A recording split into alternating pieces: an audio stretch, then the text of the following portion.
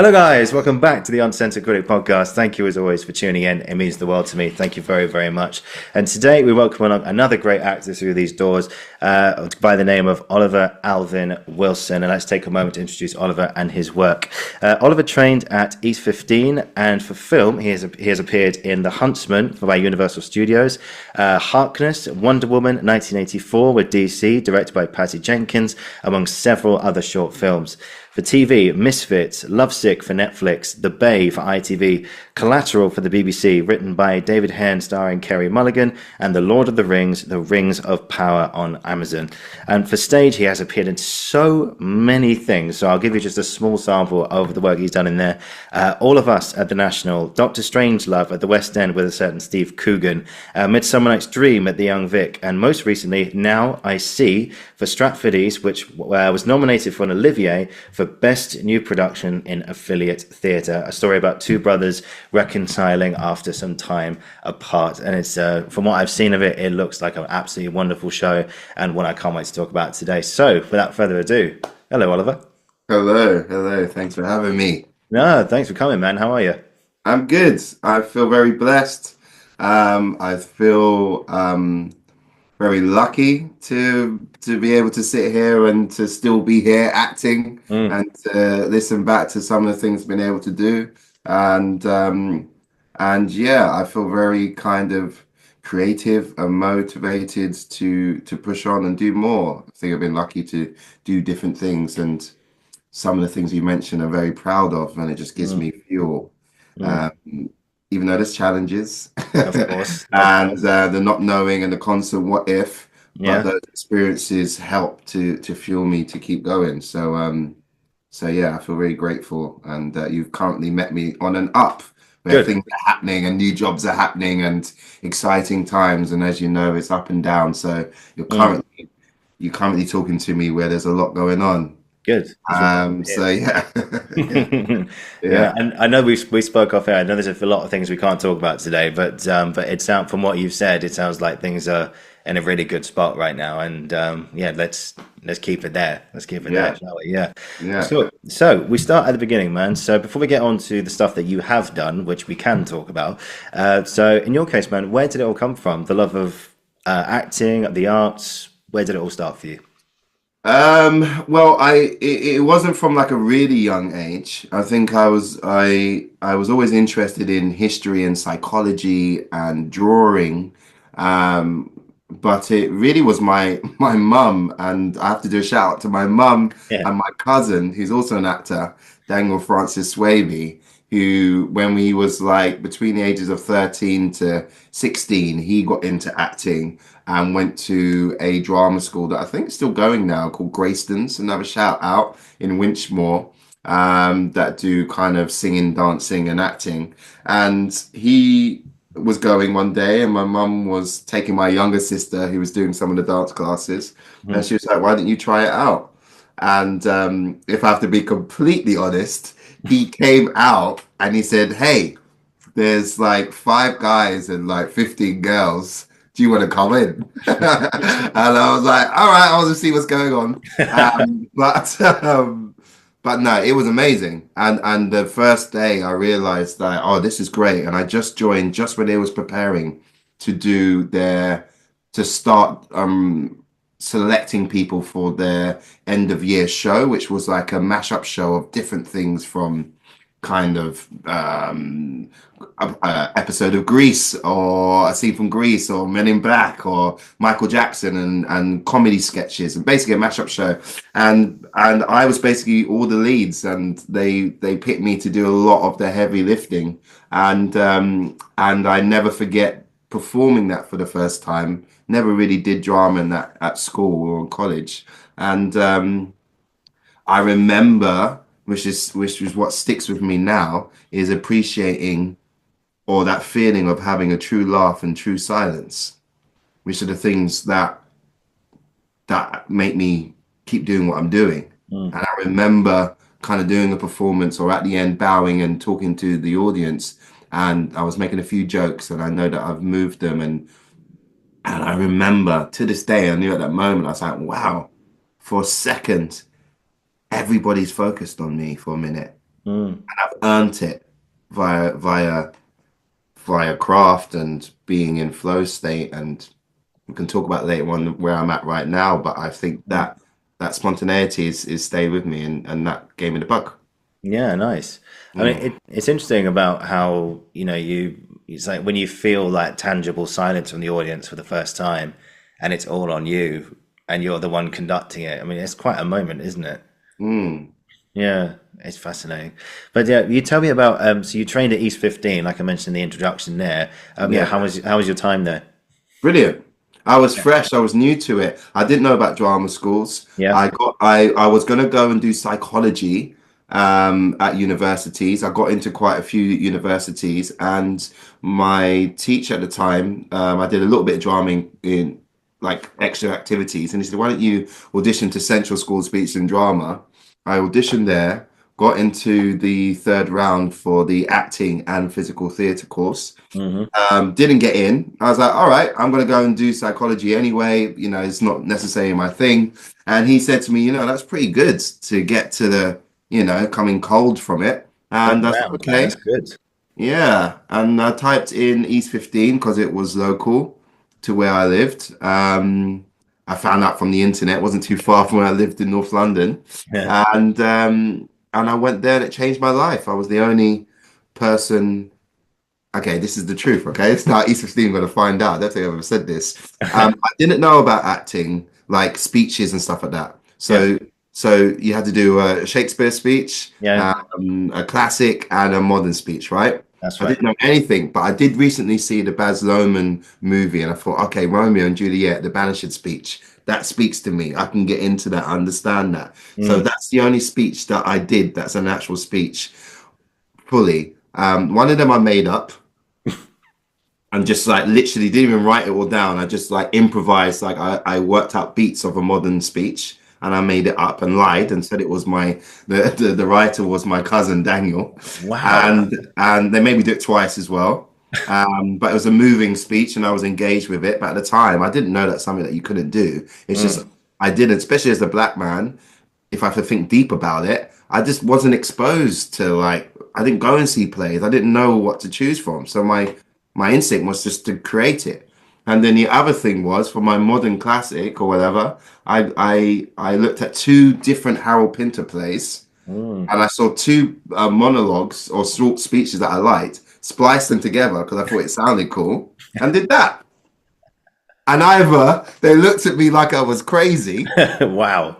or the arrogance of it. And I just didn't even think that they might obviously know these famous speeches. And I just did it because it sounded good.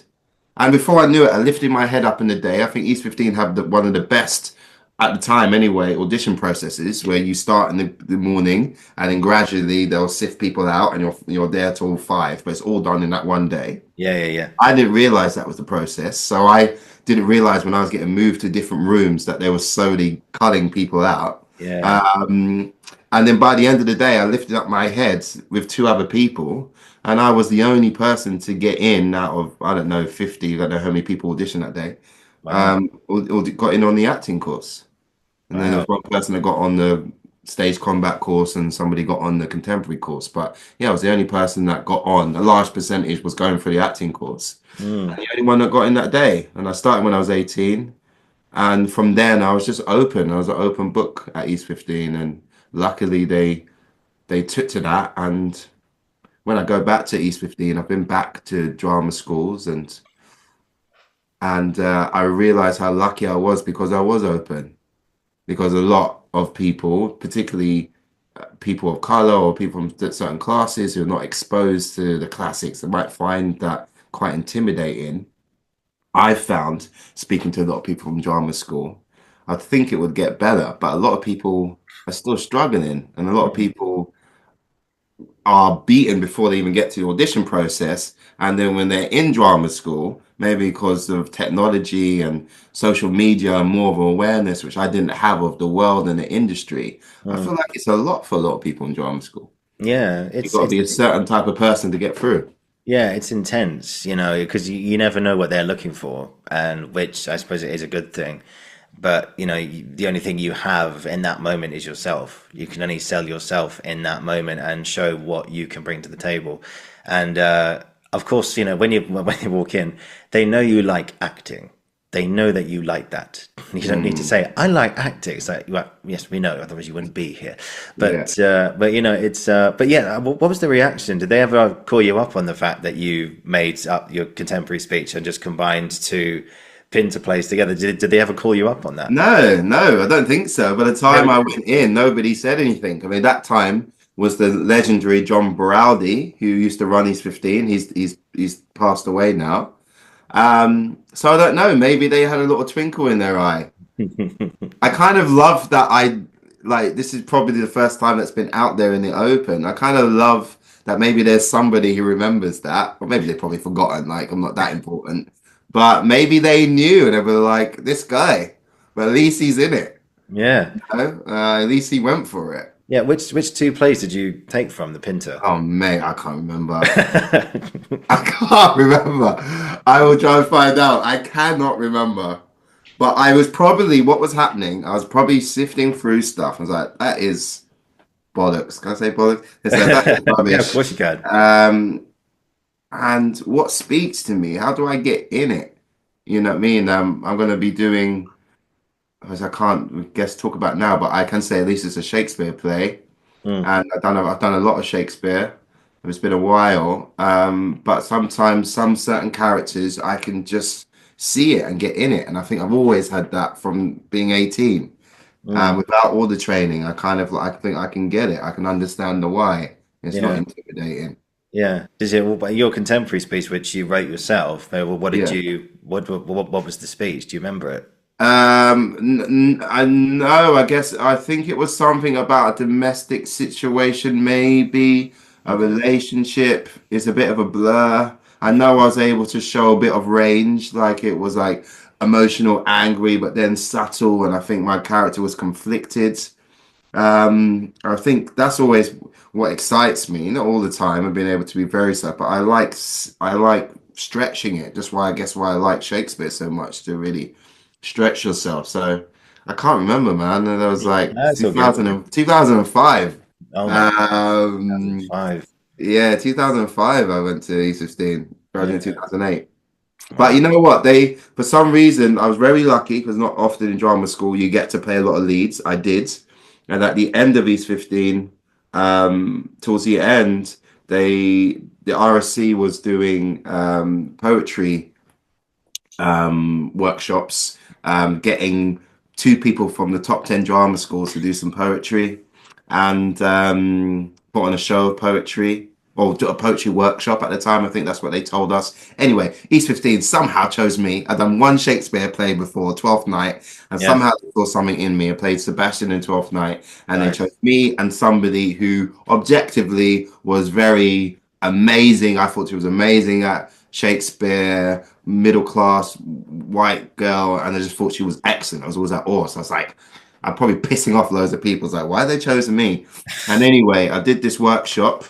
They did 3 of them throughout the year. So out of 60 people, they chose 10 out of 60 to audition, and then out of that 10, they chose 4, and that Wow. was my very first job.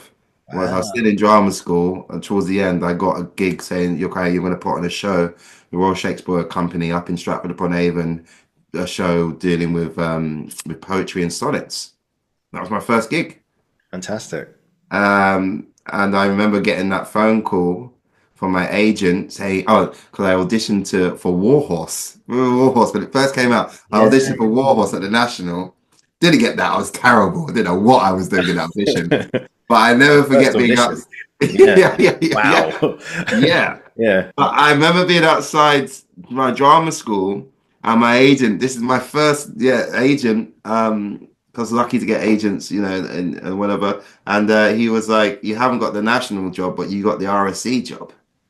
And I will never forget, like, who says that? And that was my start. Like, I Yeah. thought about that for a long time, but that was my first like job. That's basically what he said. I remember going, "Yes, mate." Yeah. That opened up my ideas of everything. Yeah. Fantastic. Yeah. You got the national or the RSC? Which one would you want? I mean, Yeah, that's every actor's dream, isn't it? yeah, Especially straight out of drama school, right? yeah. Very lucky. And at the end of that first year, graduating in 2008, so that was my first job that started in September. And by July the next year, I was at the National anyway in the Olivier doing All's Well That Ends Well with Marion Elliott. Wow. I'm not to say, hey, look at me. I'm just saying like that's my truth, but it Yeah, no, of course. come out of no preparation and just holding back onto the why. We talk later about where I'm at about the method and I definitely wasn't, think back how it could be better, but just staying true to something and not being intimidated with Yeah. Shakespeare, these buildings. And I think that spurred me on to keep going. Yeah. It's like it sounds like you have like a natural affinity for these things. And, and I think they recognize that, and, the casting directors I'm talking about and, etc. and how it worked for you, man. And that's amazing. So yeah, congrats on Thank that. you. But just very quickly, Marianne Elliott is someone I've been dying to interview her on here for a very long time. I will get her eventually. But yeah, what was it like working with her?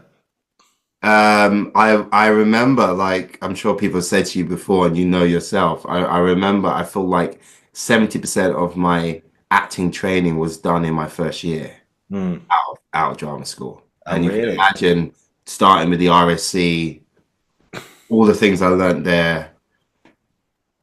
And then I did a couple shows in between that, and then ending at the National. I remember Marion Elliott feeling very reassured and chilled. I feel like I don't know why I'm doing this. There's like an energy I felt back in the day about her, which is very considered and very gentle and bringing people in. And I feel like she was a very specific but just an elegant conductor, if I can describe it in that way, Yeah.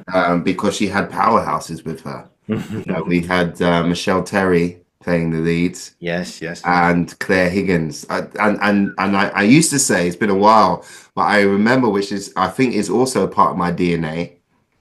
One of my biggest lessons that I learned in that job with Marion Elliott Mm. was being in room number one at the National. If people don't know, room number one is the big one where they normally rehearse stuff that's going to be on in the Olivier. Okay. First thing was really cool was that I think on like day two, they got us all in the middle. And they was just like, right, everybody stand in the middle. And then they press the button and then use the revolve. And I was like, what? There's a Whoa. revolve in the rehearsal room.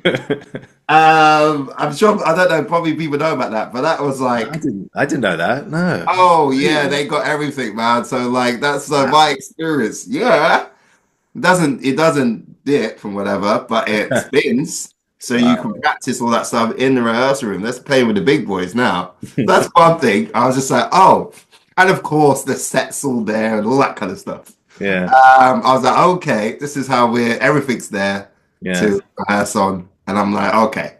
Yeah. It's like, we are not a drama school anymore. No, not at all. But the biggest acting lesson, which I think sticks with me, was Claire and Michelle was doing a big scene. Mhm. Claire was filming at the time, so she was running late. Oof. Michelle was always on it, off book, just on it.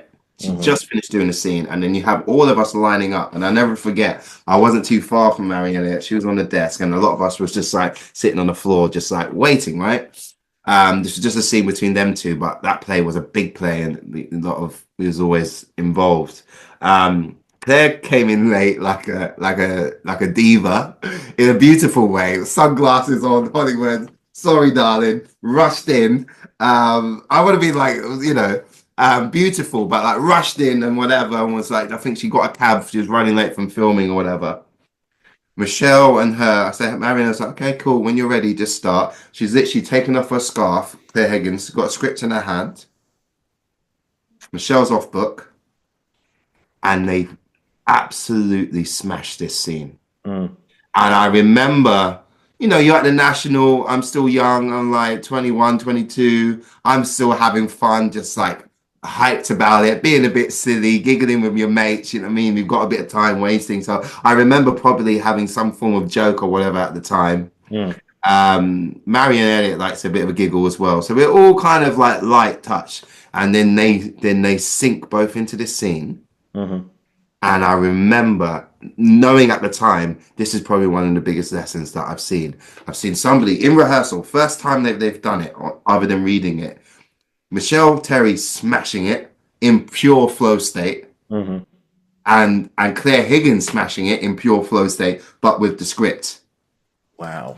So I'm seeing them both, two examples of going, however you want to do it. I would be more in the camp of being like, if as much as possible, without being rigid to the lines, be off book so you can just play. Yeah. Right? I'm like, I'm not that great at sight reading. I'd much rather just fucking put the script down and put jazz. Yeah. So I saw that person doing it, but I also saw Claire Higgins seemingly joking, late, doesn't know what's going on, a bit flustered. But when it was time to turn it on, they bloody turned it on. And what they did in front of me for that very first time was kind of like 70% what was there at the end. Not to say that they couldn't, whatever, but it was there. The heart of it was there. And I learned, like, when you're working with excellence, not to say the director is not useful, but you want the director to sculpt and nudge. I think some of the best things I've seen. The actors are coming with that shit. The actors are coming with something, and the directors know that. And it's about them having a wild horse and flourishing and jazzing and striving for excellence. But you got to come with your A game in rehearsals. Yeah, you really do. You really do. I mean, that's insane. Just like someone just rock in and go, "Oh, I'm so sorry." I was the other man that picks up a script and Yeah. yeah, that's wow. Yeah, and also that's a sign of someone with like a massive amount of experience as well, because it's just the fact that yeah, I remember. Do you know, hearing you talk about Marianne in that sense, I remember I spoke about this on another episode actually. That she directed Curious Incident of The Dog in the Nighttime, the very first production at the National. I think Paul Ritter was in the cast who played the father. You know, he's an actor who did Friday Night Dinner, and he was Chernobyl as well. He was Dyatlov in the what was it? Yeah, what was it called? The reactor room that night when it all blew up. And yeah, amazing actor. Sadly, no longer with us. But yeah, I remember seeing this video that the National put out, and I think Marianne got everyone like ready there, and she stops the room and she goes, "All right, guys, could we just stop for 1 second, please?" It's like the energy is not right now. Okay, if I want all of you drop whatever it is getting you down. We need to lift the energy up. Once we lift it up, then we'll go. Okay, and it's almost like from that. I mean, obviously, I don't know her as of now, but just seeing that in a room, just saying, look, we've got to bring your A game, like you said there. We've got to bring our A game here. We've got to be on it all the time. I don't want anyone going, "Oh God, I had such a shit morning." No. Go on, it's over. It's done. Bring it. Yeah. Would it be fair in saying that? Do you think that? Yeah, I think so. And of course, I had a much smaller part back in the day, so I feel like I could observe a lot. But I think that truth is there, and it's carried me through. And to be honest, when you're on that game, then everything's easier. It's harder not knowing what you're doing and going, "Oh, I'm forcing it." Yeah. When you're jazzing, when you're where I'm at, I think the whole game is trying to get to flow state. That's my mantra. That's what I talk about right now. And what is it? Having skills, expertise, experience, but also willing to play risks and challenge it and be alive and still keep searching. Yeah. I think I spoke to Yael Farber on here this year, and the one thing she said was never stop searching. Even on that last performance, keep searching. Even if you pick up a script on the last performance and you go, "Oh no, oh yeah, okay," and you realize stuff. It's a never-ending sort of journey, I feel. But yeah, no, I agree with you, mate. I feel like if I want to come to rehearsals, I want to know that my lines are pretty much about 98% there. Of course, sometimes you do a rehearsal and you go, "Oh shit, what was the line again?" And you go, and they go, "Okay, it's this." Oh yeah, cool. But yeah, but to be able, like you say, that flow state of just knowing that the comfort is you know all your lines. Yeah, it's like that's fine, that's okay. Now you can just play and stuff. And I feel like I think it's like, well, when you come to rehearsals now, say like if you're doing a theatre job in the future, do you come to it off book now? Do you think? Do you learn your lines before the first day? I will try to. I would try to kind of know my scene, depending how much, you do sometimes when the director's still writing it, and you're like all over the place. And Okay. like, you think you know it, and then, yeah. But I try to be ready by the scene anyway. That's really helped me. Um, but I've also learned that sometimes, um, I do know it, but yeah, but sometimes I've found out just recently actually did an R&D which I weren't prepared to at all, had a big character, and I was able to like just play and let go. And sometimes you need to have that in you before you can learn the lines. So Mm, sometimes you need that really good first read to mm. kind of really know what it is and really know who I'm talking to and how they are, and to jazz it and to feel the world sometimes, and then hopefully you can learn it quicker. Yeah, it's true. Um, but I like to, because the director, I think you only have 2 times to rehearse something. Only 2 times. Yeah, because I think most directors kind of have a rough block in their first time, Yeah. and then the second time they want to cement that block. And then everything other than that, physically, some directors, they've locked it down. So if you don't come with your freeness, you Mm. can't offer more stuff. And maybe half your battle is that you're fighting some original blocking that was made because the director has 3 or 4 weeks to kind of make a decision so he can get a run on. Yeah. So they want you to be in flow state, and which makes sense because some actors want that and need Yeah. that. Yeah. Yeah. But you're kind of then, so if you're wooden and your head's down, you can't offer anything because simply picking up a cup's going to throw you because you haven't worked out your line yet. You're not offering everything possible to the director. Now, sometimes the director's already worked that out and just want you to shut up and move. And then that's also why it's good to know what you're doing so you can question stuff. Mm. But if you feel inferior, and some directors also don't know what they're doing, so they might subconsciously want the actors to kind of not know what they're doing line wise so they can manipulate them more to do what they want to do. Mm. But I think true synergy is that I'm on my A game, you're on my A game, and we can have a fucking conversation. And there is no ego, because No. ultimately, in the first part of the performance, I need to trust the director to hold me and be my mother and be my father, to hold me because I feel vulnerable. And then they want us to hold them because they can't do anything. They need to sit back and watch us not fuck up their vision for the rest of the run. Yeah. So, like life, there's a circle, there's a yin and yang, there's understanding that there's a partnership. Yeah. Yeah. And rather than, like you're saying, let's keep jazzing and keep searching to the very final performance. And every show, I'm like, oh, that's it. I thought I said this line 500 times, but actually, no, that's it. And what is that? And having that philosophy from the beginning, with knowing that that's a lot of egotistical actor stuff, and there is a vision from the outside point of view that we can't understand, and Mm. having that acceptance that sometimes I just need to shut up and do what I'm told. But often they actually want you to jazz and be alive and make it the best thing possible. Yeah, yeah. Because ultimately, it's freedom at the end of the day. I feel like Yeah. there's that free feeling of you're discovering a world without going, wait, what's my next line? And I would imagine that. I remember Bill Nye told, did you ever see the Life in Stages interviews that they did at the National? I think just after lockdown. And But they was on the stage when yeah, they put the yeah, lights on. yeah, yeah. I've seen a couple. There, Yeah. And there there was was a quite. blue orange. Was that the one with the blue orange cast? I Bill think so. Nye. Yeah, they did quite a few. I know Rufus did one with Olivia Colman, Rufus Norris, who's now sadly leaving the National. Yes. He did one with Olivia Colman, and Yeah. then I've forgotten his name. Adrian Jessica, Lester did one. Adrian Lester, yeah. Yeah. And Bill Jessica, Nye, I feel like, yeah, he did do one, but I want to say it's the guy from Love Actually who yeah. they was in the original blue orange cast. Oh, was he? Yeah. He's Yeah, the guy in Love Actually with the guy with the cards. I'm sure. Maybe he did another one, or maybe I'm oh, wrong. that guy with the cards. Love You know, in Actually. Love Actually, when Yeah. with, Keira Knightley, when she opens the door and he's the best friend saying, "I love you, but I can't because I'm the Oh, the main." cards. Yeah, of course. Yeah, Yeah. that Yeah. famous. Yeah, no, that bit. He's a friend that's in love with his best friend's Yes. Yeah. wife. Yeah. He's Rick in Walking Dead. Yeah. Yes, Yeah. I'm pretty sure. Is it him? Anyway, we're going off on one. They're probably watching this, being like, "No, you idiots! It wasn't him." Yeah, I'm pretty sure. But just put anyway, in the comments, guys. Put in the comments. Yeah. Those two did do a play of Blue Orange there anyway. I know Yeah, that.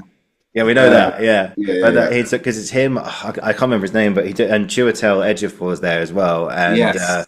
Bill Nye. Anyway, Bill Nye said this story that he said like one thing that terrifies me is like on the first day of rehearsals, if you walk into a room and an actor goes, "Can I get some sides, please?" Just there, and if anyone doesn't know what sides are, they are little bits of the script. So essentially, it's like a prompt, essentially. So if someone, so they haven't learned their lines, essentially, and they goes, "Yeah, Wow. come get some sides in here, please." And he goes, "Already, you know you're in trouble because you know Yeah. you're there going, oh no," because you're trying to discover a world and you don't want anything to hold you back and you want to create it Yes. organically together. And like you said just there, like that flow state, you say a line 500 times and yet on the 501st time you say it, it's like, oh, that's what that means. It's like, yeah, it's like never discovering, yeah, and it never stop discovering. Sorry, but Yeah. it's As like, people, some people, but then on the other side, a quick note on another, just work understanding whether people want to work from the inside out or outside in. I hope she won't mind me saying, but yeah, Celia Noble, who I did Nine Night at the National with, it's one of my, every now and then you have those gold star moments, performances, shows that mean so much to me. Nine Night's one of them. Now I See is one of them. yeah, But Nine Night was such a profound thing. But anyway, not talking about that process, but her process where she really likes to know if I move this chair here, if I lift this cup here. yeah, She's very technical, right? yeah, Whereas I was off book with my scene partners and I felt like I was flying and I was jazzing and I was just having fun, right? Whereas she was just like very like, not to say she went flying, but she was very just took her time working out things. Oh, I pick my bag up here, I do this there, And I was like, okay, that's cool. And then when it came to the first preview, my God, mm, she got nominated for Olivier for that performance. wow. Was that nine night? Was that what it's Nine called? Night, Nine Night, yeah. So about a Jamaican family, what happens when somebody passes away. Caribbean families, Jamaican families have 9 nights of mourning, and it's like a comedy slash drama, house drama, kitchen sink drama. Mm, It was amazing. Broke all the records at the National, standing ovation every night. Then we went to the West End to Trafalgar Studios, and mm, it was just one of those dreams to be at the National doing a show about Caribbean family. Often I might do stuff where it's not race specific. Often might be only a few people kind of in the company. I've always been okay with that. But Nine Night was a show where directed by Roy Alexandra Wise, where we had all the money, was in one of the best theatres in the world. We was mm. doing something authentically for me, but also worldwide. It could affect everybody. And it was just a hit. It was a hit we knew in the room and a hit Mm. afterwards. And it was one of the most profound things I had an actor change my life. Yeah, I think that's another good story about how some actors in rehearsal sort of keep it back. Like you'll Mm, be in rehearsal with someone, you'd be like you said there, you were flowing, you were jamming, you were just like, I'm off book, I'm good, I'm in a really good spot, blah blah blah blah blah blah. Blah. But you see mm. someone who's more like just so they're giving their lines, but there's like a barrier up for some reason. You're going, what are you doing? It's like, and but then when it comes to the first night, that's when suddenly all that energy they've got stored up suddenly just goes, Yeah. and then it's all released in a way. Yeah.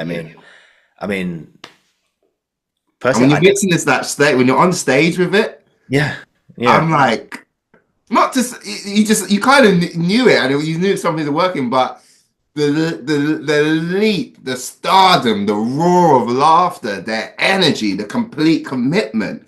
I was like, wow.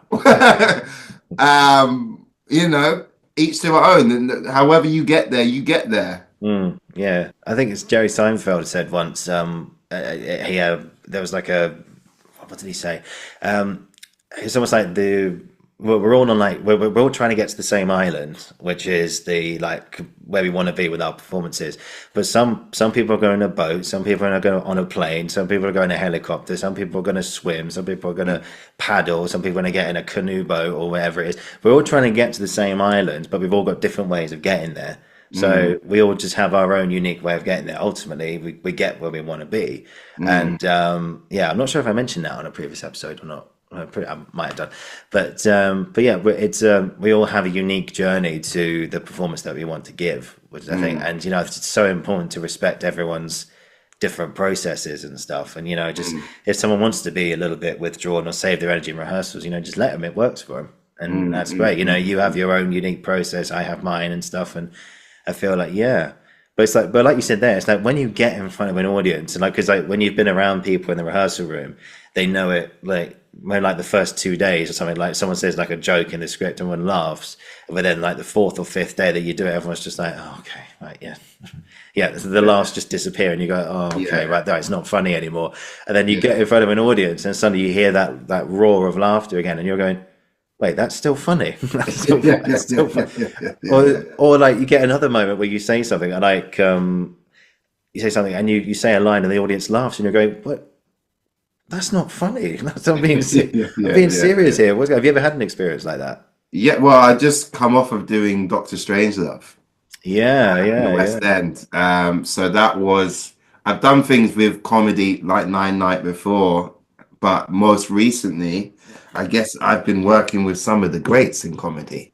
Steve Coogan, mate. Steve Coogan, Sean Foley, a lot of these like that type of comedy, which I'm not used to. I'm kind of more of an inside out person, and not that they're playing the truth, but there's definitely a technicality to it Yeah. and a craft to it. And I haven't been in those rooms really before where I see the craft, the specificity, the musicality of comedy. I'm Yeah. like, okay, I see why you're great. And then you can flow with an audience. Mm. So exactly that. We was cackling, laughing. I felt like I was on one of those like in rehearsals, it felt um like I'm on one of those sitcom shows where you've got a live audience, but they're still working things out live and working with Steve Coogan and other people and Armando and Nietzsche and stuff like that. They're in rehearsals.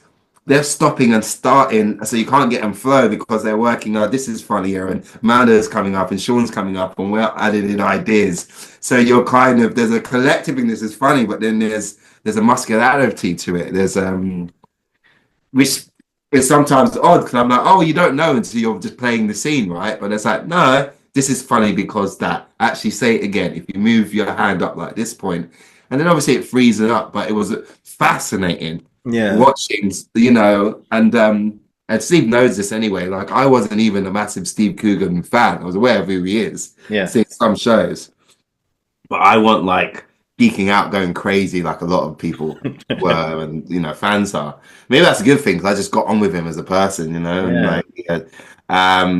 But I appreciated that. And then with an audience, 900 people, when we went to the Boy Gash Theatre in Dublin, 2,000 people.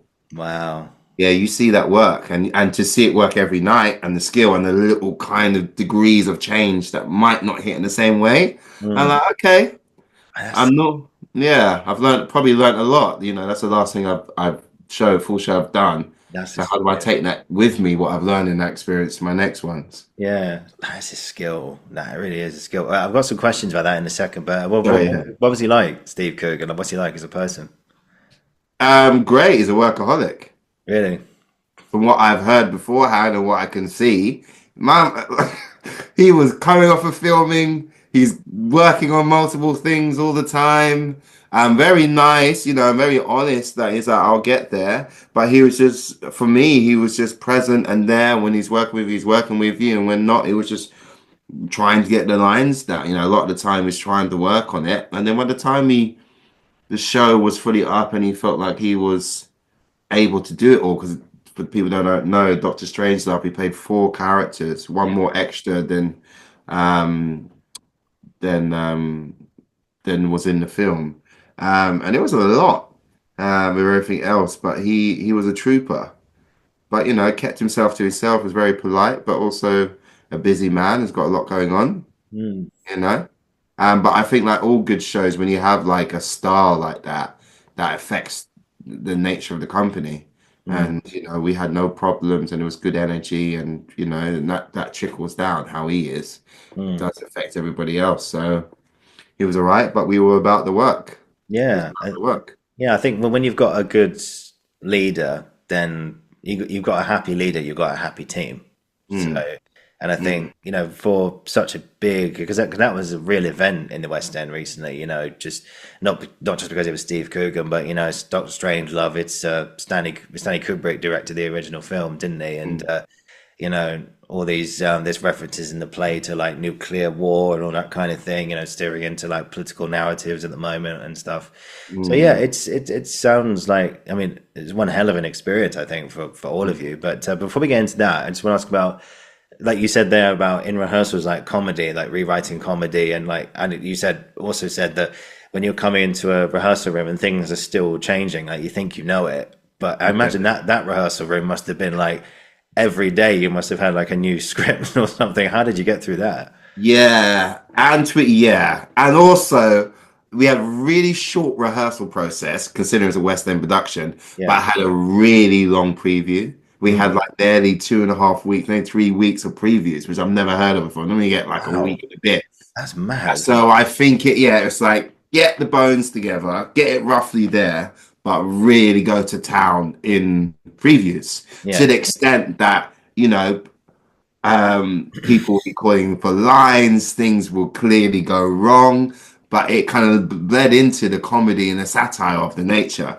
And Yeah. the directors and the team is like, okay, we've got a long run. These really are previews. Whereas I've always, up until then, gone like, yeah, it's a preview, but I know when I'm in this theater, I don't really care. I kind of want to see the show. I Mm. don't mind if the light might not go on.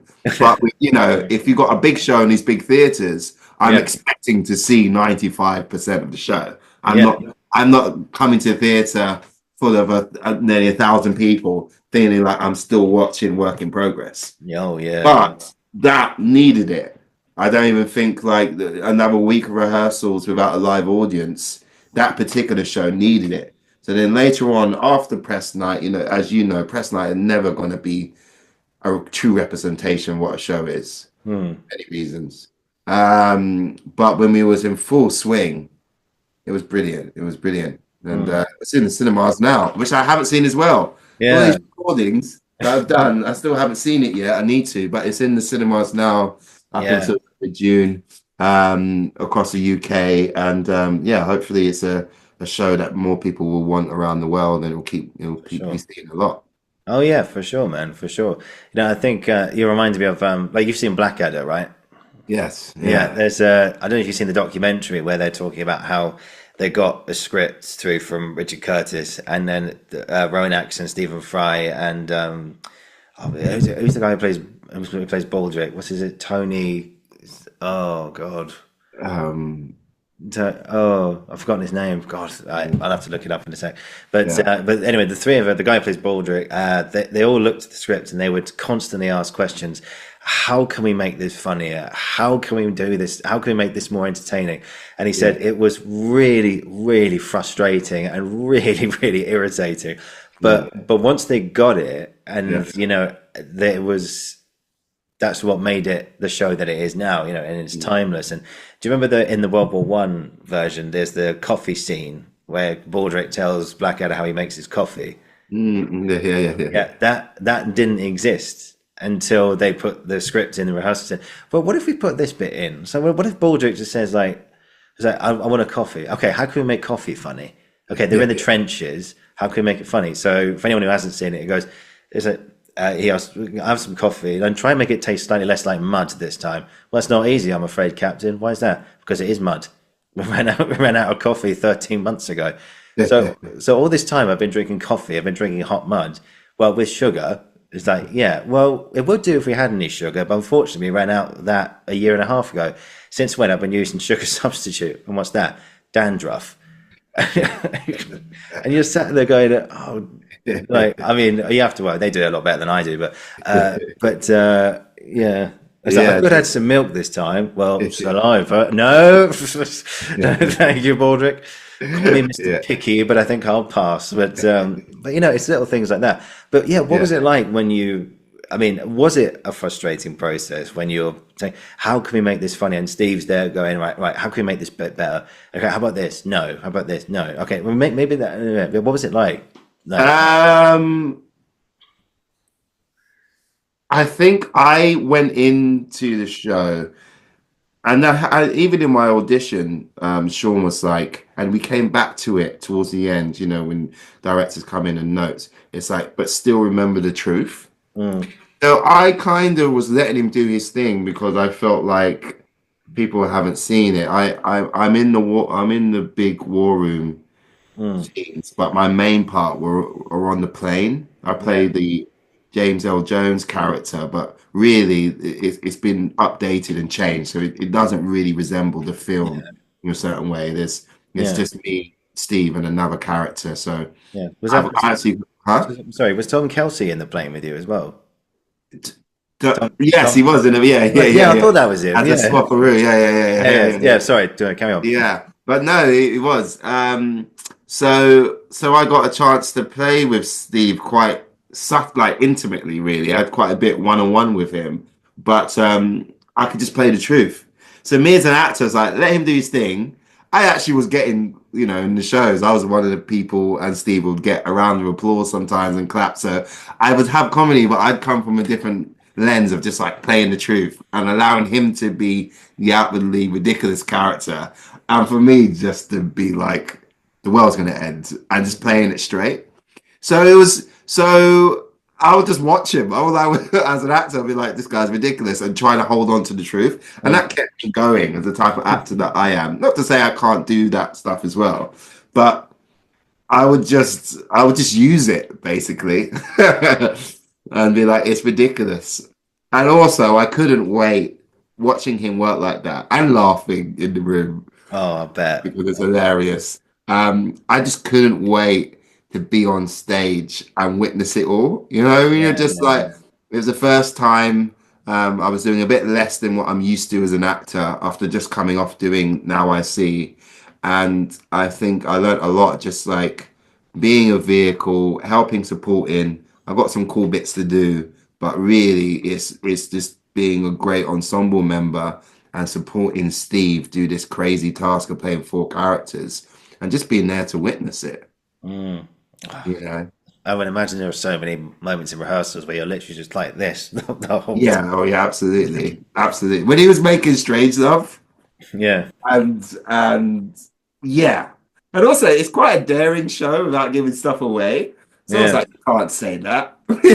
yeah, There's a lot of things that are on the cusp of like PC and things like that. So, and I've come from a world that's not really like so worried about offending. That was what's quite liberating about that show. yeah, Like, there's a balance, and let's not get into it now, but you have to be careful that, especially comedy, I guess, is one of the last places. I think David Chappelle says that, right? If you're not mm, able to laugh about yeah, ourselves, then we're going to lose it. We're going to lose yeah, humanity. And as long as you're punching up on sideways, I believe that there is a difference of punching down yeah, too much. But I think depending on the context and the skill, I think everything should still be up for grabs or investigation. for And sure. I saw that and I was like, you know what? It's funny. And if in doubt, you've got 900 people proving that it's funny. And I was like, fair enough. So I learned a lot. Yeah, yeah. I think another person that opened my eyes to that, I think Dave Chappelle's a good one, but for me it was Ricky Gervais. Mm, Because Ricky just, yeah, up until recently, I wasn't a big fan of Ricky up until very recently. I thought his comedy was a bit vulgar and just like it's someone just trying to desperate for laughs and stuff like that. And yeah. but sorry, no offense, Ricky, if you're listening. But a bit of his later stuff because then I watched Afterlife on Yeah. Netflix, which is just absolutely stunning. It's stunning Mm, writing, acting, and comedy as well. There's comedy in there, and yeah. because it's Ricky. But his specials, Supernature, Armageddon, and is it Humanity? I think is another one. All three of them, they're really open. I mean, they made me laugh, but they opened my eyes, like you said there. We got to laugh at each other. Laughter is like, I think it was Tom Stoppard who said, laughter is like the sound of comprehension. And like you said there, laughter is like our humanity in a way. Because if we could laugh at ourselves and laugh in the face of adversity, you're bulletproof. That's one of Yeah. Ricky's quotes. Actually, he says you're bulletproof, and I think Yeah. that's brilliant. you know, obviously it's not nice when people take the piss out of you, but you know, you do it because I think it's another way of saying that they like you, which is really good. And obviously, if someone's just trying to attack you for any reason, like for you just be like, all right, mate, just go away, leave me alone. Yeah. But I I said this. There was a joke that from one of his shows, which I've talked about with Louise Beresford on here. She's a comedian and actress, and he said Ricky was at the dad's funeral, and he's with his brother Bob out in the graveyard, and he's having a cigarette, and their uncle comes round, and they hadn't seen him for about 25 years. You know, he'd aged not particularly well. He was an old man, and he came up to me and goes, "Hello, boys." He goes, and his brother looks at him and goes, "Fuck me," and then he looks around the graveyard and goes, "Is there any point you going home?" And you think you got to laugh at that, and he goes, and his uncle goes, "Always nice to see you, Bobby." and like that was their hug, you know, and you know, it's not exactly gentle comedy, but you know, laugh at each other, you know, and I think, but that opened my eyes to it, you know, how we laugh at each other, and you know that, you know, in these times where I feel like there's, like you said, we won't get into this too much, but there's so many things out there which are just trying to take our humanity from us at the moment. You know, it's like for some reason like, now you can't laugh if you say a joke, suddenly you'll be in cold water.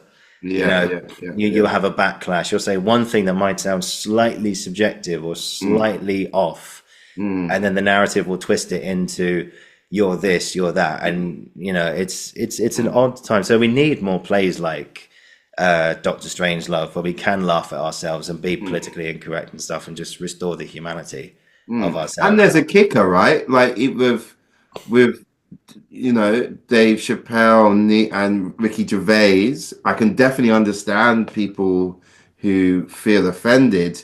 But my only subjective argument is that if you look at the whole segment, you can take an isolated moment, but normally they're really smart and they are aware of what they said, and they at least, whether it's right or wrong, they try to go, well, this is why I've said what I've said now. And I feel like that might be, you know, in Doctor Strangelove, there's a point to it. It's not just, you know, because it might just mean people just making a joke, there's no point. But the greats at comedy, there is that irony, there is that satire, there is that, but here's a point, but we're going to laugh about it anyway. And that's smart, that's intelligent, that is great. I mean, it's not just punching down. And if you're going to do that, why are you going to punch down? But normally, it's so I think Steve says that as well. You want to punch up, really, and make a general point. So yeah. Yeah, I feel like another example of that is Ricky's. He did another one in Humanity. I won't say the whole thing because I can't really remember it, and you know it's quite a long segment, but it's very, very clever and very, very real, and also very funny. He talks about how it's just this whole segment in Humanity about Caitlyn Jenner and how he hosted the Golden Globes once, and he said and he came out, all the actors are looking up at him nervously and thinking, oh, what the hell is he going to say? And he goes, no, it's all right, I've changed. Not as much as Bruce Jenner, but and then people backlash at him going, it was transphobic. But he does this big segment where actually what he said wasn't transphobic at all, and how he uses his comedy to show that he's not attacking the person for doing that, but all the ironies around it and everything. But yeah, I recommend anyone to go and watch it on Humanity. It's on Netflix, so Humanity, and that's a really good example of what you were just saying there. How it's not punching down at all. It's actually got a good point to it in a way. Yeah, so I think that's a good thing to have. Yeah. Anyway, so I want to talk to you today about the Olivier-nominated show that you were in, Now I See. Now, unfortunately, I didn't get to see it, unfortunately, but I've looked it up since in preparation for today. You guys went to the Oliviers for the nominate. You got nominated for the best new production in affiliate theatre, like I mentioned earlier. And the show, I've seen the trailer and everything. It looks like a really from the trailer, it's a very sort of intimate show. It's about two brothers basically trying to sort of catch up for lost time, if I'm on the right lines there. It looks very kind of, it's just like a journey through it. I mean, it looked like there was a lot of movement involved as well, and like there's a lot of expressionistic movement through, like, you know, using your body, etc., telling stories, etc. So yeah, what was it like being a part of that play? it was the most profound artistic thing I've ever done. Really? Yeah. Big. Yeah. Yeah. It was from the rehearsal process. Yeah, about three brothers. One of them had passed away from Yeah. sickle Oh, cell. three brothers. Sorry. Yeah, so no, that's no, but in the trailer, for those Yeah. people who haven't been there, it might, yeah. So from that trailer, you only see two of us as well. So Yeah. hence why you're probably thinking that as well. Yeah. Yeah. But the three brothers, one is kind of a ghost figure or whatever, throughout the piece, and the two brothers are at a funeral, haven't seen each other for a while, and yes, it's about love, connecting, culture, masculinity, vulnerability, therapy, Mm. healing, and all these things. But the amazing director, Lamre, I worked with him in a play called Samskara beforehand. So it was my first time working with him. And just, I think he's one of the best in terms of he wrote it, directed it, choreography, but the choreography comes from you. Mm. And I hadn't really worked. I wouldn't say I'm a dancer, mover, but I always enjoyed in drama school. You put on a bit of cinematic, emotional music, and you move, you do storytelling. And there was loads of text. I would argue that what we got to do, text-wise, was just as grand as doing a Hamlet in Mm. terms of speeches, emotional stuff, spectrum, playing, physicality. But then on top of that, I would argue as an acting exercise, I would boldly say, and people watch it, challenge me on this. I think it was much harder than doing a Hamlet or a King Lear because you've got the text and the psychological stuff, but then you're infusing it physically and that connection with your body and using that and the stamina and the physicality and the training that we had to do that. But more importantly, specifically being a black artist, being with my brothers, working on that excellent level and doing something profound and different and doing something about grief and family that is universal. Yeah. I had people, all sorts of backgrounds that I hugged and cried afterwards, but also hyper specific, was very profound. Mm. And that flow state that we would generate in the rehearsal room, we would because the issue was bigger than us, truly bigger than us. It wasn't about us shining and hey, look at me, I've got this amazing speech, I've got this amazing sequence. Ultimately, we're looking at people from all backgrounds, about healing, grief, openness, letting go. It was truly bigger than us. So our show was a therapeutic session. You could see us, you could see it in my actors' eyes next who I'm working with, and I hear you could feel it in an audience member that we were just fully in flow state and telling our truths. Like it was beyond like putting on a show. It was bigger than that.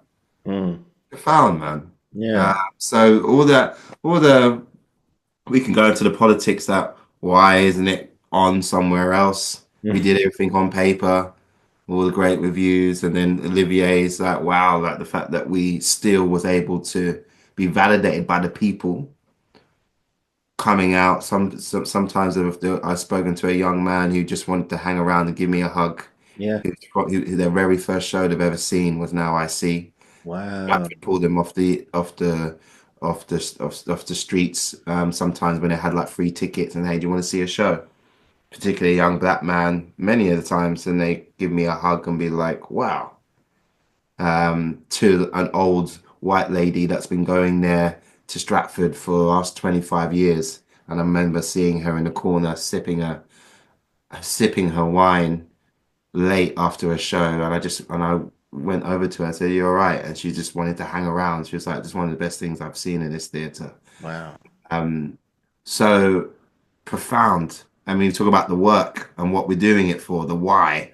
For me, Nine Night was an amazing experience, but this show is my litmus test Yeah. why we're doing what we're doing. Full spectrum artists, collaboration, healing, check-ins and check-outs during the day, the process, mental health care, Yeah. Yeah. Yeah. being therapeutic, going through grief on stage, exercising it, but also physically and throughout the show, and at the end of the show, shaking it off live before we're bowing, like full spectrum in many ways. You could write a book, have a documentary on Yeah. that show. It was Yeah. profound. So being at Olivier's was like great, but we had already won. Yeah.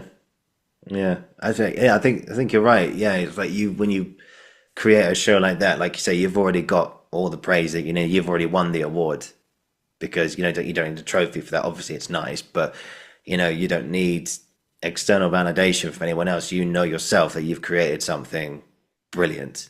And and I really hope it comes back because I want to see this show now. I want to see it. And but you mentioned there like the why, I think. So what do you think the why was of this story? Why this story?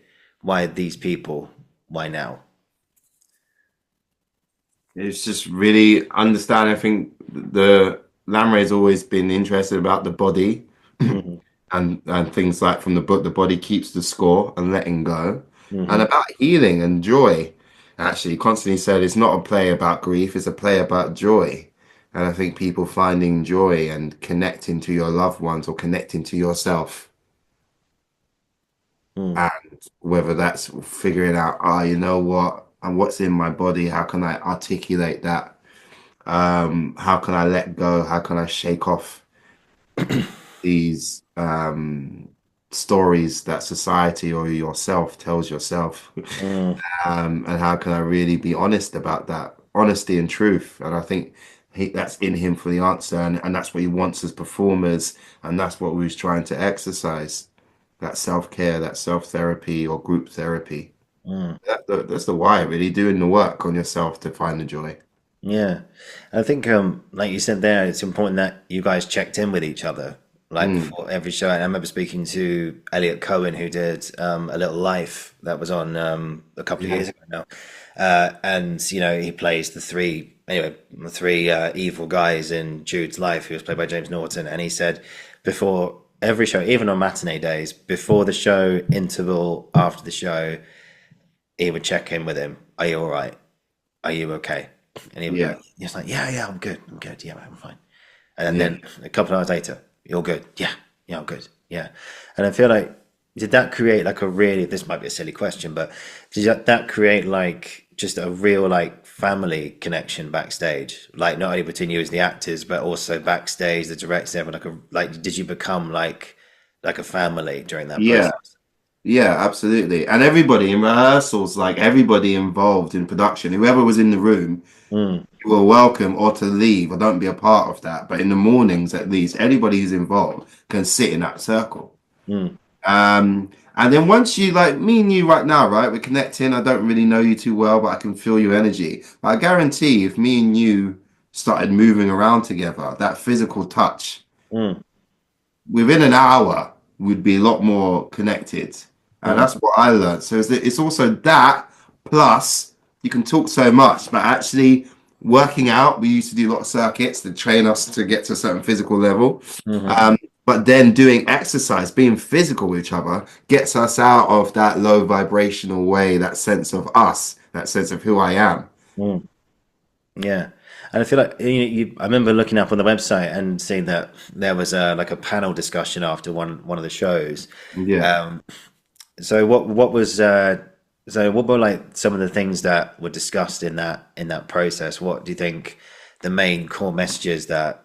Well, probably there were so many different people, different experiences, etc. But what were Yeah. like some of the messages that you heard off the back of the show? Like, and not only at that, but like meeting people at the stage door afterwards. Well, the panel was it was profound that night. Um, Very special night. But the panel was people who work in mental health. I think some of them specifically were black men, but just in the mental health area. So it was a talk about mental health that Yeah, night. yeah, of course. Absolutely rammed. Again, a show that was always standing ovations and whatever, but that night was completely packed. And and it was just for people what it meant to them, what it meant for women as well. Even though it's something that we could all take, I think people still, found it beautiful to see men having this conversation and to be vulnerable as well. I think For sure. and talk about that and for men to have those conversations with ourselves. I think there's some arguments that we don't need to talk about the patriarchy or feminism. We need men to talk. Hmm. And I think that's powerful, touching, sensitive to women and mothers and sisters who are seeing their men on stage going through that and being so honest and vulnerable with each other. Yeah, for sure. Um, Mate, it was profound, man. I had so many conversations. You know, you talked about being tired. Like, I don't think I've ever been so tired during a show. But weirdly, you start to then feel like an athlete. So then I went beyond. We talked about what's a mountain to a giant was one of our phrases. And I went beyond tired, beyond stretched, humbled. I thought I'd done it all, like Shakespeare, all these things I've done, not like this, because I hadn't worked like that before. But Yeah. then we're just like athletes. So by the end, it was emotional. I was an absolute emotional wreck, but I kind of had those calluses. I was ready for it. So I felt enriched by having very deep conversations. You know, sometimes people want to share stuff with you in terms of they've just recently lost a sibling and all that kind of stuff. Yeah, yeah, But the majority of my conversations, this is how I know is different. People just want to say thank you. You know, some people want to clap you and be like, "That was amazing, darling, amazing well show. That's done, a wonderful evening in the theatre. wonderful evening." And they might Yeah. mean it. Fabulous show. Oh my God, the Well, show was amazing. well I done. particularly liked when you did that, and you know the way you did that speech. Blah blah blah. The most people was like, that was bigger than a show, mate. You Mm. made me, you know, you could tell they still got water in their eyes. It was just like, thank you for what you did. Wow. Yeah. Sometimes people won't even say that. They'll just go, can I just hug you? And I just nod it because they knew. And that's the level. And some other shows won't compare to that. Doctor Strangelove, great in its different way and very commercial, and the other shows. But every now and then, hopefully you've had that or you'll get that one day. Yeah, I have. Yeah. If I die, okay, yeah. If I get hit by a car, I thought Nine Night was close, but this was just that one bit further, and I'm like, that was it. Yeah. Yeah. I feel like, I mean, as a performer, I mean, I haven't had that experience as of yet, but I have some amazing experiences in plays and all that kind of thing. One stuff I'll remember forever. But I say if there's one moment, but as an audience member, again, I've mentioned this show many times, but A Monster Calls I saw at the Old Vic. I'm not sure if you saw it. It was on a few years No, ago. I didn't see it. No, I had no. Right, Yeah, no, if you do get the opportunity to see a recording in any way possible, right. do it. It's Okay. it was a show which yeah, it's about Conor O'Malley. Basically, his mother is dying of cancer, and he gets visited by a yew tree, played by the fantastic Stu Goodwin, sorry, who's also been on here. So a big shout out to Stu.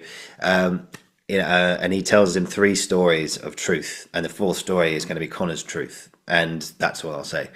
But it all centers around the relationship he has with his mum and during this time, and and to be perfectly honest, I went there because it was a cheap ticket on Today Tix. I just thought I was bored one night. I thought, should I just go to the theatre? What's available? What's this? Monster Calls, £15 a seat. Yeah, that sounds good. So I went along. It's at the Old Vic. It must be good. And I just went along, and I walked out. I remember, I don't know if you've ever had this where you're applauding something at the end of the show, and you're literally just going to yourself, like you said there, that was more than just a show. That was like, wow, that was something. And I've been lucky enough to talk to, like, say, Stu, Dan Canham, who was a movement director, and yeah, it was just one of those shows you walk out thinking, "Oh my God, that was just yeah, profound," as you say. Like you think, and then that's the power of theatre. And I think and funny enough, because I met you last week actually at the premiere of How We Fight Loneliness, currently at the Park Theatre. And also, guys, if you're anyone in London, go and see that play. It's wonderful. It's a show that asks questions about a really big topic. I won't say what it is, but I suppose your show did as well. I know I'm speaking from a place of someone who didn't see it, but it sounded like you got you asked big questions about family and relationships and how we communicate with each other. and how that speaks to the very fundamentals of our lives. Mm. Anyway, would I be right in saying that? Yeah, yeah, absolutely. And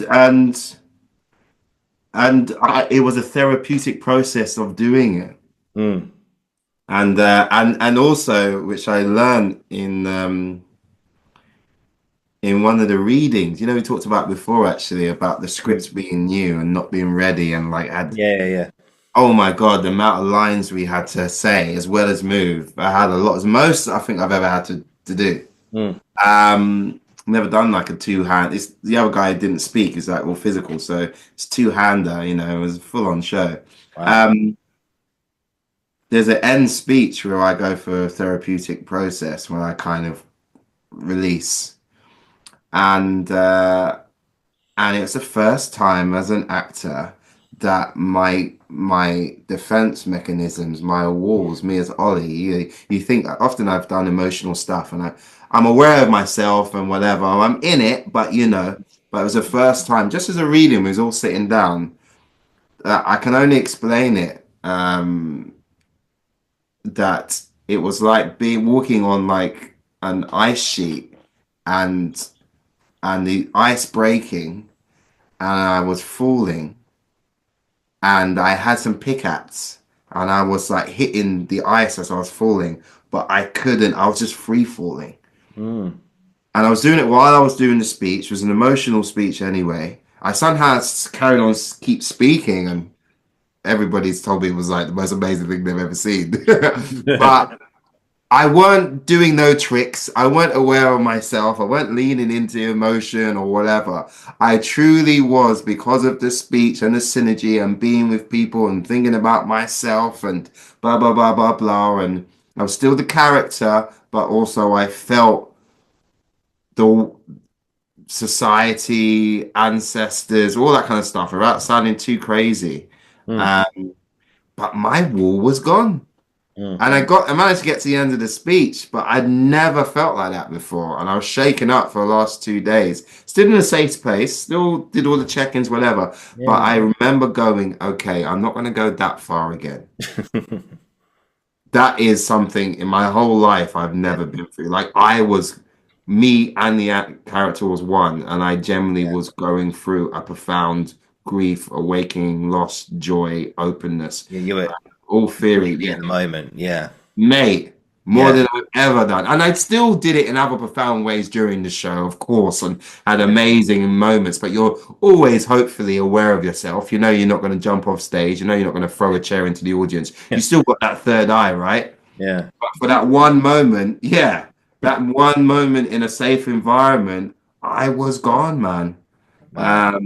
And that stuck with me. So I knew there's just levels. I could talk about that show forever, mate. Yeah, mate. I need to see it now. Wait, could you Yeah. reprise There's it? a terrible recording that Lamray like, I only want to send it to people that want to produce it, but it will never do it justice. I watched like 2 seconds of it. I was like, nah, I can't watch it. It's like No. a poor recording from afar, but it weren't like recorded. And as you can see from Lamway's trailer, if anyone types in Now I See, he's a director, film director. So Ah. all the promo, all the cinematography, he works like that to capture that. So Mm. he knows if he wants to film something, he will capture it like the trailer you must have seen in that amazing cinematic way. Yeah, yeah. You know, Some brilliant shots. So like you guys on the rocks by the sea and stuff. yeah, Yeah, there's some really beautiful shots there. Yeah.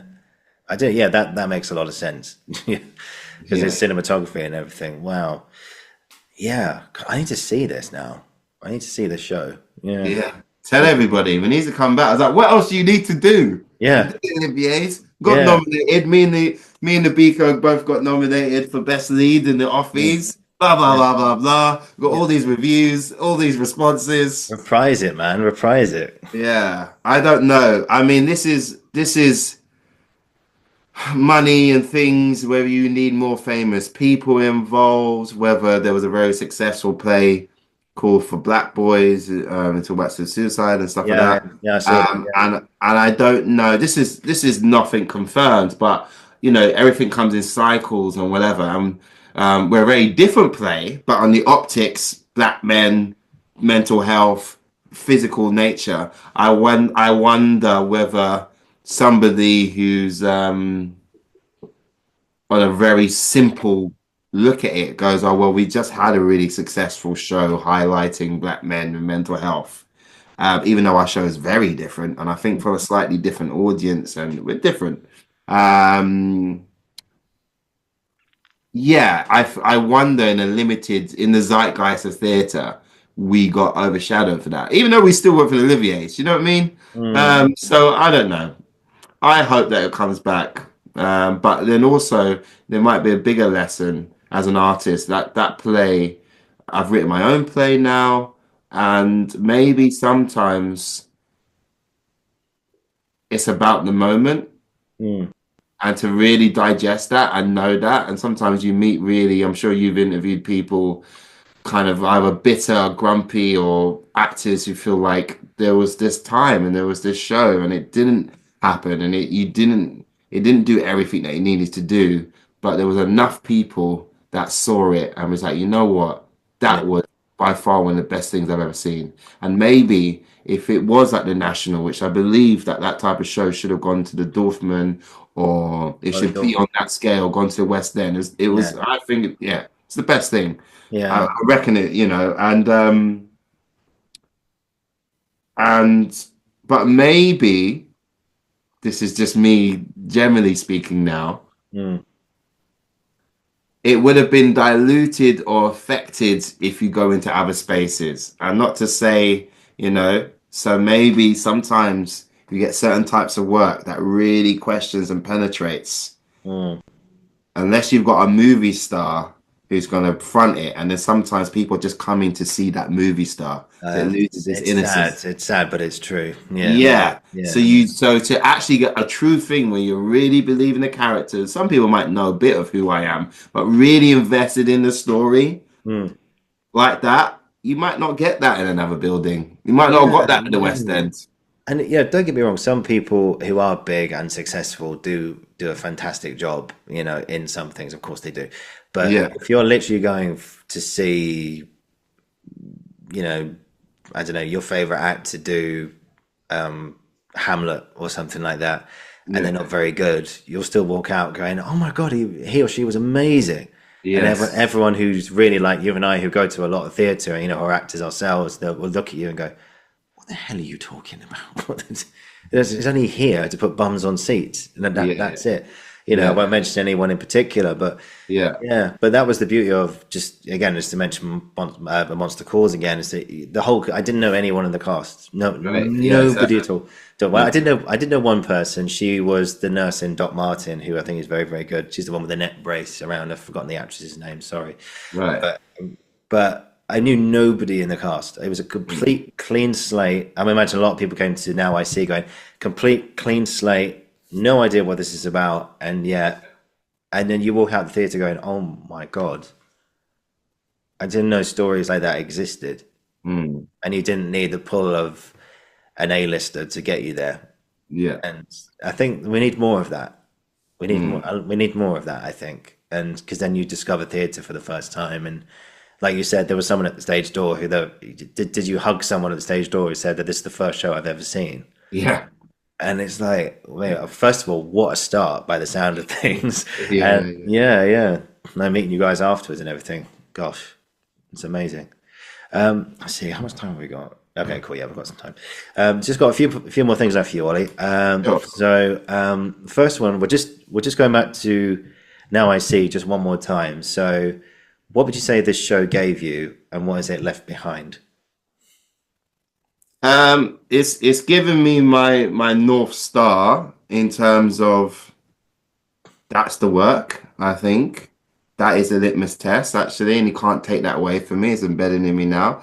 I might not be able to repeat it, whatever, but I know what, given the chance, what this theatre stuff is about for me. Yeah, I've seen it, I've done it, and and so I can't be wobbled in my artistic integrity because I know what it's like. I know I'm willing to grow and move and learn from that, but I'm like, that's it.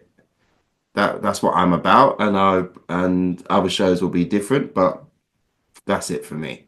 Mm. and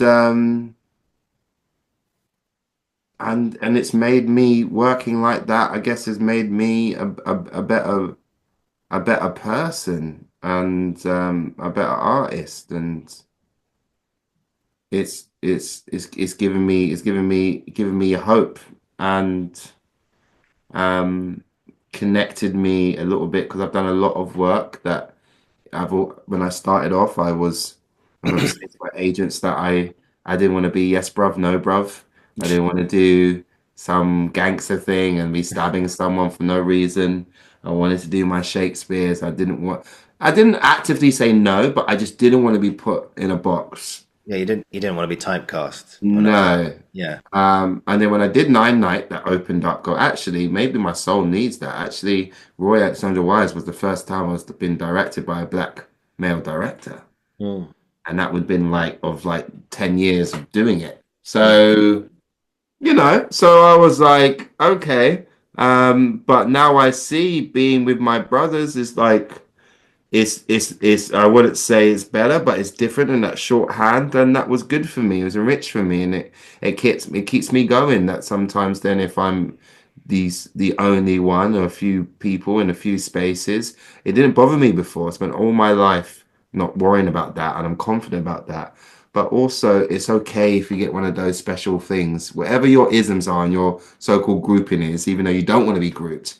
Sometimes it's all right to be with your people, and that's okay. That's all Because I'm right. like, that's okay in the cycle of things. Like, there's no, as long as you got buzz, and I'm like, great. You want to be with your people, you want to do your show, you want to whatever, fantastic. Mm. And Go for yeah, I'm about that every now and then. it. And and I feel like actually, if I'm gonna do something other work every now and then. It doesn't need to be a complete black cast or whatever, but I also want to make sure I do something that has the integrity and authenticity of people that look like me. That matters, is important, and I indirectly and directly I understand like just being on stage, everything's a political act. It's Mm. even doing Doctor Strangelove don't want like you, I'm not saying I wouldn't take a job where whatever, but I'm not going to be a crackhead or some abusive person or a deadbeat father without some nuance in it, you Mm. know. And it just so happened that in Doctor Strangelove, I can't I'm still an African American, right? I'm gone on these days where I'm like, it doesn't matter what you are. It's like no, the audience who would definitely 90% don't look like me are going to see that anyway. So on the back of my mind, I'm going, well, at least I'm on the plane, and I'm one of the few people in the world, one of the last people in the world, and I happen to be black, trying to stop this crazy person blowing up the world. And whether that's like a little subtle thing for me, is this something that I notice? Yeah. Those indirect images, those visual images that maybe those people are just coming to the West End that don't come and see shows, come to see Steve Coogan, whether that lands on people or not, maybe that's too heavy. And I'm not trying to say I hold that on my shoulders the whole time, but I'm aware maybe they won't recognize that. But I guarantee if there was the five black people in a 900 seater, they would spot that. I would spot that. Yeah. So try not to carry that with me the whole time. But I think I'm like, yeah. So I'm proud. I'm proud that I'm going to be Yeah. playing a lead in a Shakespeare play, and I can play for everybody, but also I'm going to inspire people. Yeah. Yeah, absolutely. I'm sure you will continue to do that, man. Don't worry about it, and keep up with it. Yeah. So yeah, just got three more things left for you, man. So we mentioned earlier, there's a question I've actually forgot to put in earlier. So just going back to your East 15 days, just for one moment, Yeah. what would you say was the difference between Ollie on day one of East 15 and the last day of East 15? Oh, good question. I don't think I changed that much. Nothing I, at all. Nothing at all. yeah, I think, well, of course, like I learned a bit, but I feel like my spirit was still the same. Okay. Feel like I've always was just that open and soaking it in. Obviously, when I left, I had the experience of like acting. This is what I want to do, and more confidence in the classics and all stuff like that. And obviously, I had the lead up to going to the RSC, so Hmm. it made me think cool. but I think it just cemented something that I felt naturally there. I think I've always been free thinking.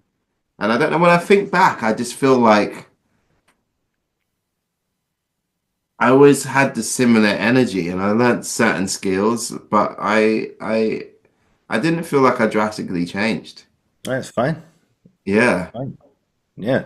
I feel like I've changed now, when I think about when I did nine, I can now place where I am, where the shift has happened. Yeah. Yeah. Yeah. Like from 18 up until like 27, 28, 29, I was, I feel like I've just kind of been the same type of person, slightly changing. When Mm, it weren't until just before lockdown where yeah. I started to ask some deeper questions about what's my purpose, what am I doing? For sure. And Yeah. that's when I feel like I had a bigger change of who I am. But yeah. No, that's good to hear. You were true to yourself from Mm. day one all the way through, which is great. Everyone has a unique experience of drama school, and that's yours. And I take my hat off to you, son. It's good. It's really, really good. And final two questions for today. Are first of all, what would you say was a bit of advice that you wish you heard when you were starting out? A bit of advice that I wish I would hear.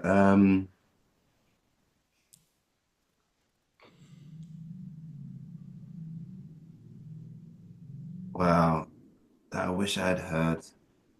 That the not knowing never ends. The not knowing and the line, wherever that line is, that never ends. So you just done a show and you're on top of the world, and then 3 days later you feel like you're shit and you're whatever. Because all people care about is what you're doing next.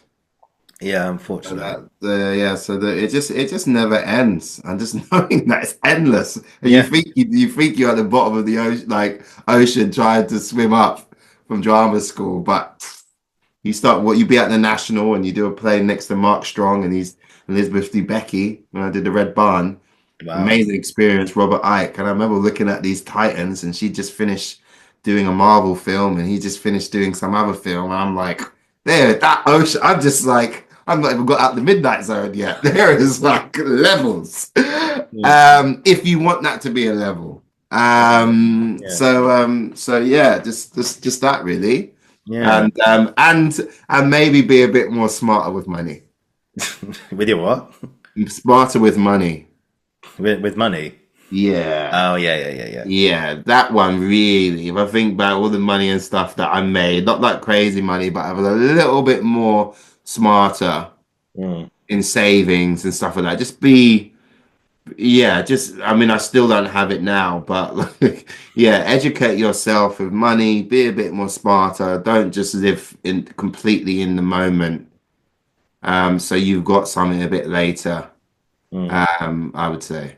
Yeah, no, I think it's the same lesson for all of us, mate. Don't worry, for us all. And Yeah. finally, today, the last question: what would you say has been? You probably answered this anyway, but what would you say was an experience or experiences you've had in your career up to now that you'll never ever forget? Um, yeah. I mean, yeah. I spoke about the Now I See ones, but I think I remember. I definitely will remember being again. It's nine night. I think I remember two things in the nine night where I think about it. I remember being in the rehearsal room and looking around the space and thinking this is a brilliant script, and I know it's gonna win. And then there was another time being outside the Trafalgar Studios. A big group of my family came to watch it. It Mm. was a particularly great show, and and it's a lesson that I spoke to somebody actually. I had family in, I had friends in, and then there was this white couple who was waiting in the corner, and some people wanted to take some photos of me, and that I didn't know, and I could see this white couple waiting, and then eventually I was like, oh, let me come and say hi and say thank you for coming to see my show.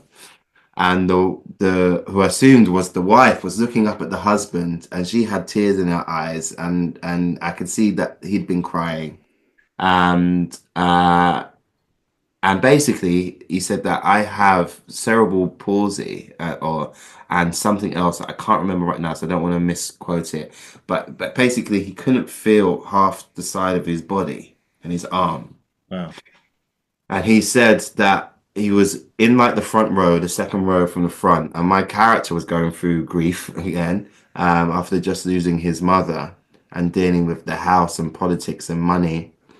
And he said that his wife and him was watching, and he'd gone through my experience quite recently, and he had goosebumps on his arm that he can't feel.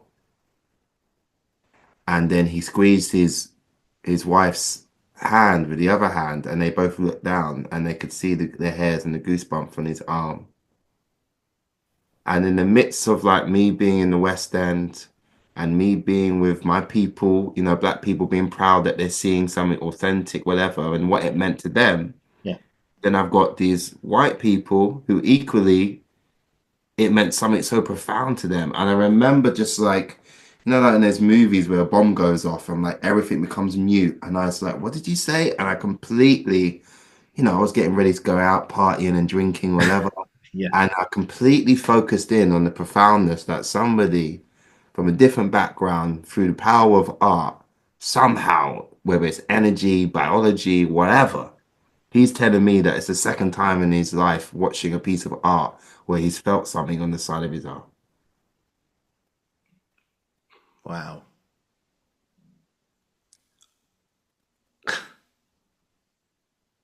Wow. Dude, I don't know what to say. That's incredible. And That's there's so many lessons in that, right? Culture, diversity, who are we, spirit, biology, art, why? And I knew that. And I'm in the West End and I'm doing something profound from the National. But in the midst of all of that bullshit, yeah, somebody, we're dude. just two human beings. It's like, what? Yeah. I mean, that just goes beyond science. That just goes beyond anything that we know. Yeah. I mean, only I don't know what to say. That's just magical. That's magical what you guys have achieved. It makes me want to see this show even more now. I've definitely. That was Nine Night, though. That was Nine Night. Yeah, that was Nine Night. Oh, That okay, was cool. Nine Night. Yeah, Oh yeah, yeah, I yeah. want to see But that as well now. yeah, Yeah, but Nine Night 100%. was amazing. I don't even think they recorded it. But I No. think that one I used to remember and tell people, and I just remembered that that was also one of those things. And funny enough, a show that was also nominated for Olivier for Best Olivier as well. Comedy and whatever. But how funny, isn't it? But you That's know it. wow. And and obviously I'm Genuinely. friends with him now online, and they travel a lot, you know, and he's still alive, and you know, I feel that they're theaterholics and they just watch as much as they can.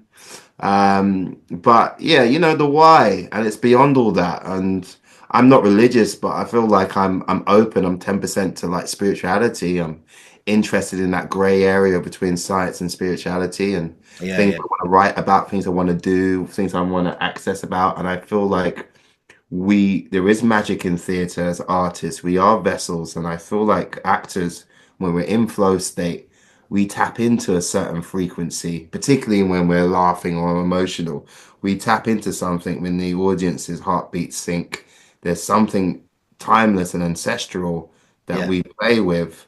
And there's something in there. And I think we're one of the few people in the billions of people on the planet that without drugs, we tap into a certain level of life. No, I agree with you 100%. I'm a firm believer in that. There is more to this than what we think. I'm sure of it. Absolutely sure of it. Yeah. Wow. Ollie, I don't know what to say, man. You've just that story's completely floored me. But well, first of all, I'd say congratulations on that, and what a reaction. And I think, yeah, keep that close to your heart. I'm sure you do already, but that's one a hell of a compliment to get, one a hell of a thing to yeah. I don't know what to say. That's all right, man. This is the final question. Yeah. There's your answer. No, what an answer, man. Jesus, that was one of the best answers I've ever had to that question, man. Honestly, hands down. But wow, I think that's what a bombshell to finish on. And Ollie, this has been absolutely fantastic, man. Thank you so much for your time. I know you've got a crazy schedule at the moment, so thank you for being so generous with your time today. And I look forward to what's next for you and stuff. And keep me updated with what your new projects are, etc. And drink. Yeah, you know what it is. Whenever this out, you'll be like, all right, we'll send a photo. But yeah, we'll definitely come to our next show. Yeah, no, I look forward to it, man. This has been amazing. If you just hang on, I'll finish the recording, then we'll have a little debrief afterwards. But yeah, God, what a fantastic place to finish on.